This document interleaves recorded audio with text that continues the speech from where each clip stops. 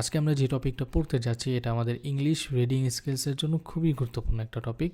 আজকে আমরা পড়বো হচ্ছে ভয়েস চেঞ্জ। এটা ট্রান্সফরমেশন অফ সেন্টেন্সের একটা পার্ট বলা যায়। ভয়েস চেঞ্জ এই টপিকটার সাথে কিন্তু আমরা খুবই পরিচিত, কারণ এই টপিকটা আমাদের এইচএসসিতে ছিল, আমাদের এসএসসিতে ছিল এবং আমাদের জেএসসিতেও ছিল। সো এই টপিকটা আসলে আমাদের কঠিন লাগবে না, আমরা জাস্ট আমাদের পুরনো পড়াকেই নতুন করে একটু রিভাইজ করব এবং একদম শর্টকাট নিয়মে দেখব কিভাবে ভয়েস চেঞ্জ করা যায়। ইংলিশ রিডিং স্কিলসে পরীক্ষায় সাধারণত 2টা প্যাসেজ এবং একটা কবিতা থাকতে পারে, এবং যে 2টা প্যাসেজ থাকবে তার মধ্যে একটা প্যাসেজ থেকে এরকম ভয়েস চেঞ্জের কিছু প্রশ্ন আসতে পারে। প্রশ্নটা কীরকম আসবে সেটা আমরা একটু দেখে নিই। এখানে দেখো, এটা হচ্ছে ইংলিশ রিডিং স্কিলসের একটা প্রশ্ন। এখানে প্রথমে একটা প্যাসেজ রয়েছে এবং এই প্যাসেজ থেকে কিছু প্রশ্ন থাকবে। ওই প্রশ্নগুলোর মধ্যে এই যে এরকম একটা প্রশ্ন থাকতে পারে, change the following sentences as directed. এখানে একটা সেন্টেন্স দেওয়া রয়েছে এবং এখানে ডিরেকশন দেওয়া রয়েছে যে এই সেন্টেন্সকে আমাকে কিভাবে ট্রান্সফর্ম করতে হবে। কি বলছে, rewrite the sentence in indirect speech. তেমনইভাবে আরও একটা সেন্টেন্স রয়েছে, এটাকে কি বলতেছে, মেক ইট প্যাসিভ। এই সেন্টেন্সটাকে প্যাসিভ করতে বলতেছে। তাহলে পরীক্ষার প্রশ্নটা মূলত এইভাবেই আসবে, একটা সেন্টেন্স দেওয়া থাকবে, তারপরে ব্র্যাকেটে আমাকে ডিরেকশন দেওয়া হবে যে এই সেন্টেন্সকে এখন আমার কোন সেন্টেন্সে রূপান্তর করতে হবে। ওকে, ফার্স্টেই দেখা যাক ভয়েস কাকে বলে। ভয়েস হলো এমন একটি ব্যাকরণগত রূপ যার মাধ্যমে বোঝা যায় কাজটি কে করছে এবং কাজটি কার উপর ঘটছে। অর্থাৎ ভার্বের মাধ্যমে আমরা বুঝতে পারি সাবজেক্ট নিজে কাজ করছে নাকি সাবজেক্টের উপর কাজটি হচ্ছে। ভয়েস চেঞ্জ মানে হলো বাক্যের অর্থ অপরিবর্তিত রেখে তার গঠন পরিবর্তন করা। তাহলে ভয়েস মানে কি, এই ভয়েসের মাধ্যমে বোঝা যায় যে কোনো একটা কাজ, এই কাজটা করতেছে কে, এই কাজটা আমি করতেছি নাকি কাজটা আমার উপর হচ্ছে। ভয়েস 2 ধরনের হয়, এটা আমরা সবাই জানি, অ্যাক্টিভ ভয়েস আর হচ্ছে প্যাসিভ ভয়েস। অ্যাক্টিভ ভয়েসে সাবজেক্ট নিজে কাজ করে আর প্যাসিভ ভয়েসে সাবজেক্টের উপর কাজটি সম্পন্ন হয়। একটা উদাহরণ দেখলে আমাদের কাছে এই জিনিসটা ক্লিয়ার হয়ে যাবে। দেখো, Rahim writes a letter. Rahim writes a letter. Rahim কি করে, একটা চিঠি লেখে। এখানে রাহিম কিন্তু কাজটা করতেছে, তার মানে এটা কি, এটা হচ্ছে অ্যাক্টিভ, কারণ অ্যাক্টিভে সাবজেক্ট নিজে কাজ করে। আর প্যাসিভে কি বলছে, a letter is written by Rahim. একটা চিঠি রহিমের মাধ্যমে লেখা হয়েছে। এই বাক্যের সাবজেক্ট কোনটা, এই বাক্যের সাবজেক্ট কিন্তু এ লেটার। তাহলে এই লেটারের উপরে রিটেনের কাজটা পতিত হচ্ছে, অর্থাৎ এখানে সাবজেক্ট কিন্তু কাজ করছে না, সাবজেক্টের উপর কাজ সম্পন্ন হচ্ছে।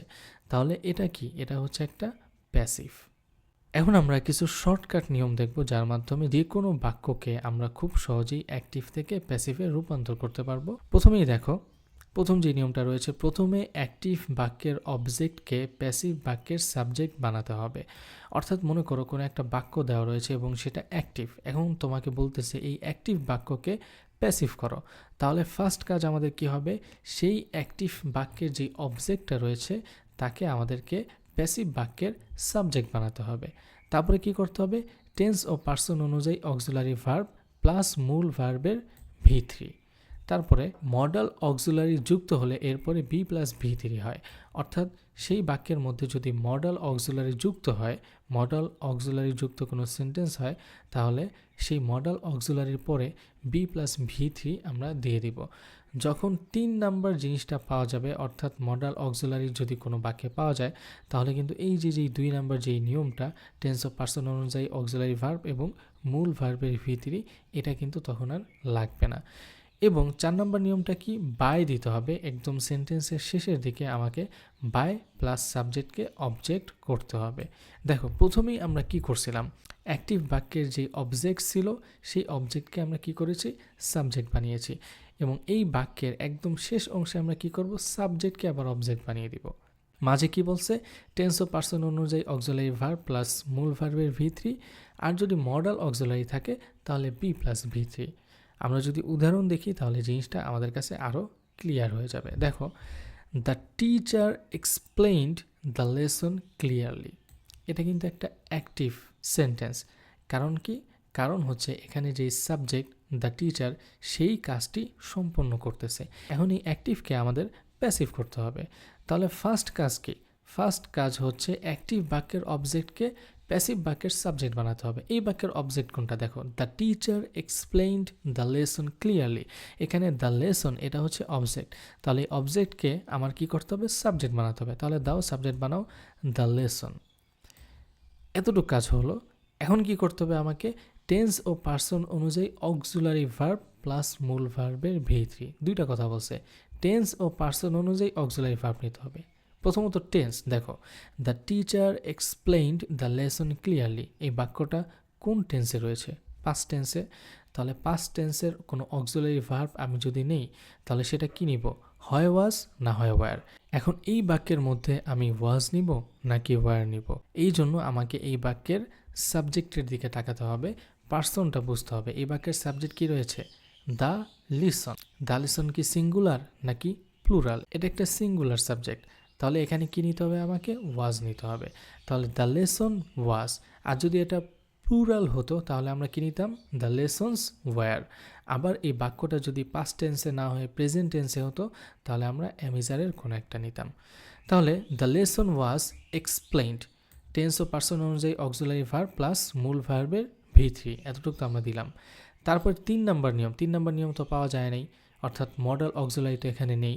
যদি মডেল অক্সিলারি থাকতো তাহলে 2 নম্বর নিয়মটা কাজে দিত না, আমাকে 3 নম্বর নিয়ম অনুযায়ী করতে হতো। যেহেতু 3 নম্বর নিয়ম নেই, আমরা 4 নম্বরে চলে যাব। 4 নম্বরে কী বলছে? একদম বাক্যের শেষে বাই প্লাস সেই সাবজেক্টকে অবজেক্ট করতে হবে। দেখো বাই, বায়ের পরে উপরের যে বাক্যটা রয়েছে এই বাক্যের সাবজেক্ট কোনটা? The teacher. এই দ্য টিচার একে আমার কি করতে হবে? অবজেক্ট করতে হবে। তাহলে বাই দ্য টিচার, এরপরে বাক্যে যে অংশ বাকি থাকবে সেই অংশ ক্লিয়ারলি। খুবই সহজ, কঠিন কিন্তু কিছুই না। আমরা আরও একটা উদাহরণ দেখি। এখানে দেখো কি বলছে? They will complete the project soon. এই বাক্যে কিন্তু একটা মডেল অক্সিলারি উইল রয়েছে। তাহলে নিয়ম কি? খুবই সহজ। প্রথমত আমাকে কি করতে হবে? অ্যাক্টিভ বাক্যের অবজেক্টকে সাবজেক্ট বানাতে হবে। They will complete the project soon, এই বাক্যে অবজেক্ট কোনটা? এই বাক্যে অবজেক্ট হচ্ছে দ্য প্রজেক্ট, তাহলে এটাকে সাবজেক্ট বানাও দ্য প্রজেক্ট। এরপরে এখানে যেহেতু মডেল অক্সিলারি চলে এসেছে, এই জন্য আমাকে টেন্স ও পার্সন অনুযায়ী অক্সিলারি ভার্ব এবং মূল ভার্বের V3 এই নিয়মটা করা যাবে না। এখানে আমাদের কি করতে হবে? মডেল অক্সিলারি, এরপরে বি প্লাস V3 দিতে হবে। উপরের বাক্য কোন টেন্সে রয়েছে? সেটা কি পাস্ট টেন্সে রয়েছে না প্রেজেন্ট টেন্সে রয়েছে? এত কিছুর দিকে তাকানো যাবে না। জাস্ট কি করতে হবে? মডেল অক্সিলারির পরে বি প্লাস V3। তাহলে the project will be completed, এ কমপ্লিট এর V3 কি? কমপ্লিটেড। তারপরে বাই প্লাস এই সাবজেক্টকে অবজেক্ট বানাতে হবে। তাহলে বাই দেম সুন। দেই এটা তো সাবজেক্ট ছিল, এটাকে আমি অবজেক্ট করলাম দেম, আর বাকি যে অংশ বাকি ছিল সেটা আমি দিয়ে দিলাম। তাহলে কি হলো? The project will be completed by them soon. খুবই সহজ। তাহলে অ্যাক্টিভ থেকে প্যাসিভ করার ক্ষেত্রে আমাদেরকে 4টা নিয়ম জাস্ট মনে রাখতে হবে। প্রথমত অ্যাক্টিভ বাক্যের অবজেক্টকে সাবজেক্ট বানাতে হবে। এরপরে যদি কোনো মডেল অক্সিলারি না থাকে তাহলে টেন্স ও পার্সন অনুযায়ী অক্সিলারি ভার্ব, তারপরে মূল ভার্বের V3। আর যদি মডেল অক্সিলারি থাকে তাহলে তো আরও সহজ, মডেল অক্সিলারি তারপরে বি প্লাস V3, এবং বাক্যের শেষ অংশে বাই দিতে হবে। তারপরে ওই যে আমরা অবজেক্টকে সাবজেক্ট বানিয়েছিলাম, এখন আমাকে সাবজেক্টকে অবজেক্ট বানিয়ে দিতে হবে।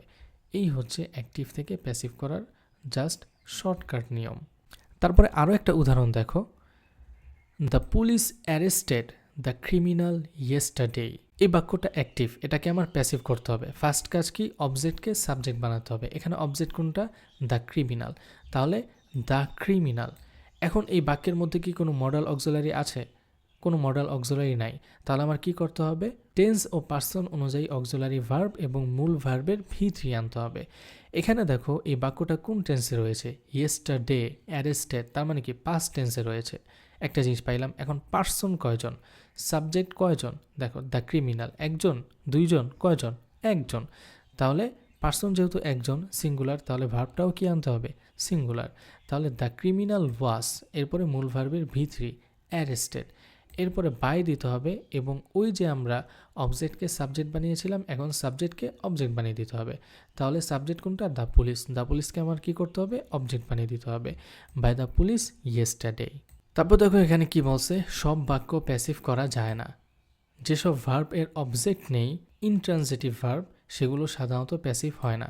যেমন হি স্লিপস, সে ঘুমায়, এখানে কোনো অবজেক্ট নেই তাই প্যাসিভ হবে না। তাহলে যেসব ভার্বের অবজেক্ট থাকবে কেবল সেসব সেন্টেন্সকেই আমরা প্যাসিভ করতে পারবো।